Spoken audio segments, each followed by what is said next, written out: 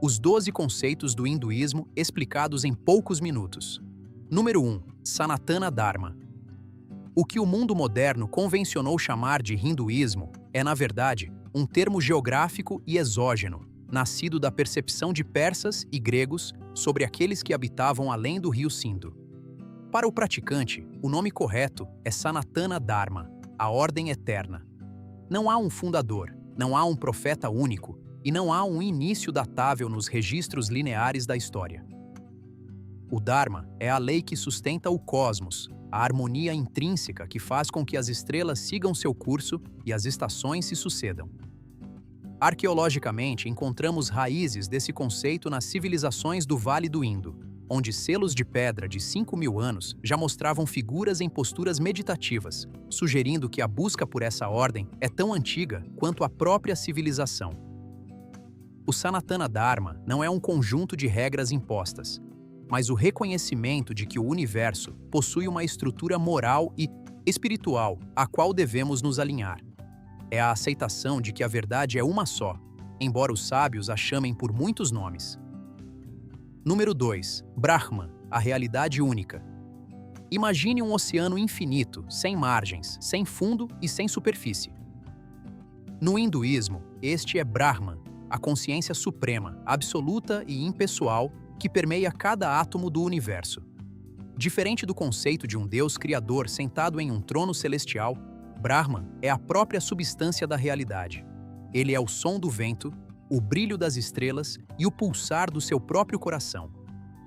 As Upanishads, os textos filosóficos que formam a espinha dorsal desta sabedoria, descrevem Brahman como inefável, além das palavras e do pensamento. Quando vemos as milhares de divindades do panteão hindu, estamos observando apenas diferentes máscaras de uma única e mesma face. É como a luz branca que, ao atravessar um prisma, se divide em infinitas cores. Cada cor é real, mas sua origem é a luz única e pura. A busca por Brahman é a busca pela unidade por trás da diversidade avassaladora do mundo. Número 3. Atman, a centelha divina. Se Brahman é o oceano, o Atman é a gota d'água que, embora pareça separada, contém em si toda a essência do mar. O hinduísmo ensina que, no âmago de cada ser vivo, além do ego, além das memórias e além da personalidade, reside uma alma eterna e imutável. Este é o seu verdadeiro eu. O grande insight da filosofia indiana é resumido na frase sânscrita Tat Tvam Asi, que significa tu és isso. Você não possui uma alma, você é o Atman temporariamente habitando um veículo físico. Historicamente, essa percepção mudou a forma como a sociedade antiga se estruturava, pois se o divino habita em todos, a reverência torna-se uma necessidade fundamental. No silêncio da meditação, o objetivo é remover as camadas de ruído mental até que a luz do Atman brilhe sem obstruções, revelando que a separação entre o eu e o outro é a maior de todas, as ilusões. Número 4. Samsara, o ciclo eterno. Para o pensamento hindu, o tempo não é uma linha reta que caminha para um juízo final, mas uma roda colossal que gira incessantemente. Samsara é o processo de nascimento, morte e renascimento ao qual todas as almas estão submetidas. É a jornada épica do Atman através de incontáveis formas de vida, desde os seres microscópicos até as divindades celestiais. O corpo é visto como uma veste que, ao tornar-se velha e gasta, é descartada pela alma para que ela possa assumir novas vestimentas. Arqueologicamente, vemos a representação desse ciclo nos intrincados relevos de templos como os de Khajuraho ou Angkor Wat, onde a vida em todas as suas formas é celebrada como parte dessa transição contínua. O Sansara é o campo de aprendizado da alma, um labirinto vasto onde cada vida é uma lição necessária para o amadurecimento do espírito. Número 5. Karma, a lei da causalidade. Frequentemente incompreendido como destino ou punição, o karma é, em sua essência, a lei física da ação e reação aplicada ao plano moral. Cada pensamento, cada palavra e cada ato deixa uma impressão na consciência, uma semente que, no devido tempo, dará seus frutos. O karma é o mecanismo que impulsiona a roda do samsara. Se hoje colhemos alegria ou sofrimento, essas são as reverberações de ações passadas, desta ou de outras vidas. Antigos textos médicos e astronômicos da Índia já faziam paralelos entre a ordem do corpo humano e a ordem das estrelas, sugerindo que o indivíduo é responsável por sua própria trajetória. Não há um juiz externo. O universo apenas devolve a você a energia que você emana. É um sistema de justiça absoluta, onde nada se perde e tudo se transforma, moldando a estrutura da nossa próxima existência conforme a qualidade ética de nosso presente. Número 6. Dharma, o dever sagrado. Enquanto o karma explica o porquê de nossa situação atual, o Dharma nos diz o que fazer com ela. O Dharma é a bússola ética do indivíduo. Cada ser possui seu próprio Svadharma, um dever pessoal que depende de sua natureza, sua idade e sua posição na sociedade. Um guerreiro tem um Dharma diferente de um filósofo, e uma árvore tem um Dharma diferente de um pássaro. Cumprir o seu Dharma é viver em harmonia com a ordem cósmica. Na épica Bhagavad Gita, o herói Arjuna hesita no campo de batalha, e é o deus Krishna quem lhe explica que é melhor cumprir o seu próprio dever de forma imperfeita do que o dever de outro com perfeição. O Dharma sustenta as estruturas social e espiritual, garantindo que cada peça do quebra-cabeça universal esteja no lugar correto para que o todo possa prosperar. Número 7. Moksha, a libertação final. Se o Sansara é um ciclo de aprendizado, Moksha é a graduação. É o fim do sofrimento, o momento em que o Atman, tendo purificado todo o seu karma e compreendido sua verdadeira natureza, finalmente se liberta da necessidade de renascer. É a fusão definitiva da gota com o oceano, onde a individualidade se dissolve na beatitude infinita de Brahman. Moksha não é um lugar como o paraíso, mas um estado de consciência absoluta, de paz inabalável e de conhecimento total. Para o hindu, este é o objetivo supremo de todas as existências. Ao longo da história, milhares de ascetas, conhecidos como sadhus, abandonaram suas posses e famílias para viver em cavernas nos Himalaias ou às margens do Ganges, buscando apenas essa libertação. Eles são o testemunho vivo de que, para a mente indiana, a liberdade espiritual vale mais do que qualquer império terrestre. Número 8. A Trimurti.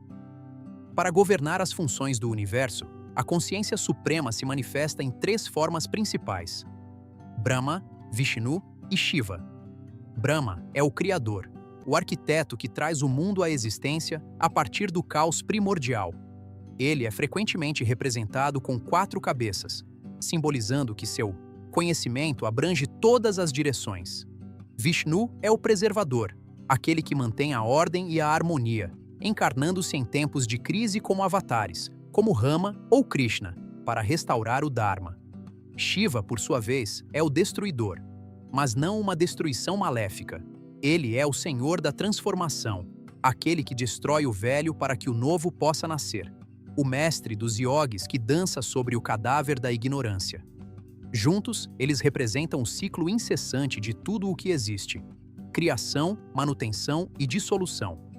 Seus templos, adornados com o ouro das oferendas e o aroma de sândalo e jasmim, são centros de poder onde o fiel busca conexão com essas forças cósmicas. Número 9. Maya, a ilusão cósmica.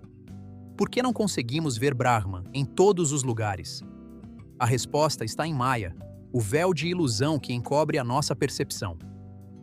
Maya é a força que nos faz confundir a sombra com a substância, o passageiro com o eterno. É por causa de Maya que nos sentimos separados uns dos outros e que buscamos a felicidade em objetos materiais que estão destinados a perecer. A filosofia hindu utiliza a famosa metáfora da corda e da serpente. Na penumbra, vemos uma corda no chão e, por medo, acreditamos que é uma serpente venenosa. O sofrimento é real, o medo é real, mas a serpente nunca existiu. Uma vez que a luz do conhecimento brilha, percebemos que sempre foi apenas uma corda. Maya não é o mundo em si, mas a nossa interpretação errônea dele. Superar Maya é despertar de um sonho profundo para a realidade radiante do espírito. Número 10. Os Vedas e Upanishads. Toda essa sabedoria está ancorada nos textos sagrados mais antigos da humanidade. Os Vedas, que significam conhecimento, foram preservados por milênios através de uma tradição oral de precisão matemática, antes mesmo de serem vertidos para o sânscrito escrito. O Rig Veda, o mais antigo deles, contém hinos que evocam as forças da natureza como divindades, enquanto as Upanishads mergulham nas profundezas da metafísica. Arqueologicamente, a continuidade desses textos é um fenômeno sem paralelos. As mesmas sílabas cantadas hoje em um templo em Varanasi são as mesmas que ecoavam nas florestas da Índia há 3.000 anos. Eles não são vistos como livros escritos por homens, mas como Shruti, aquilo que foi ouvido pelos antigos videntes, os rishis, em estados profundos de meditação. Eles são o mapa do tesouro para a alma perdida no deserto da existência material. Número 11. Yoga e meditação. No Ocidente, o yoga é frequentemente reduzido a posturas físicas, mas em sua origem, yoga significa união. É a disciplina prática destinada a jungir a alma individual ao divino. Existem muitos caminhos de yoga.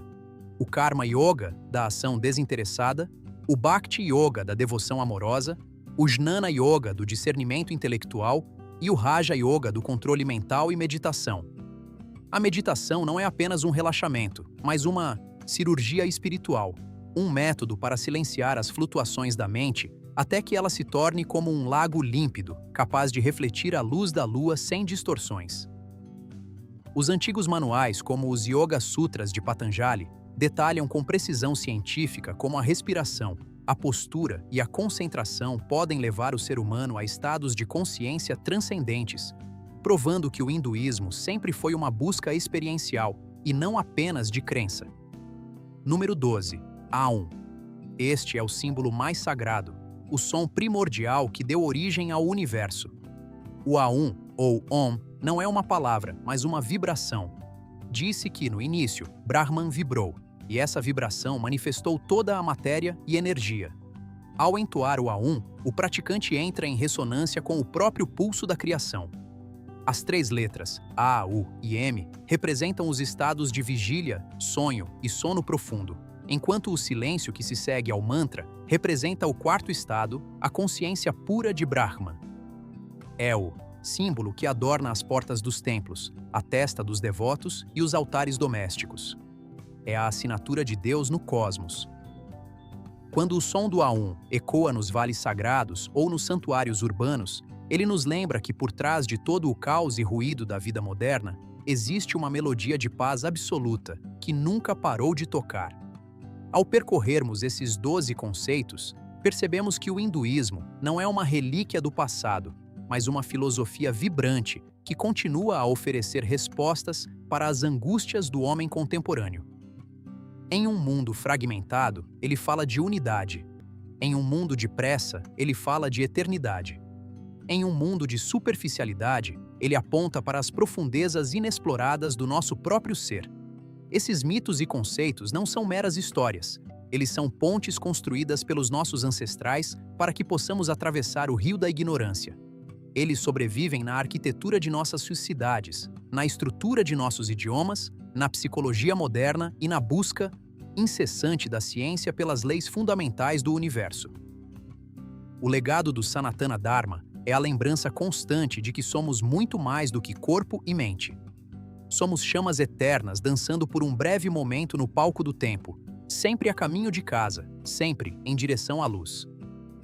Ao final desta jornada, o que resta não é o esquecimento, mas o reconhecimento de que o divino que buscamos nas estrelas é o mesmo que respira dentro de nós. Que o som do Aum continue a ressoar, lembrando-nos de que, na vastidão do cosmos, nunca estamos verdadeiramente sozinhos.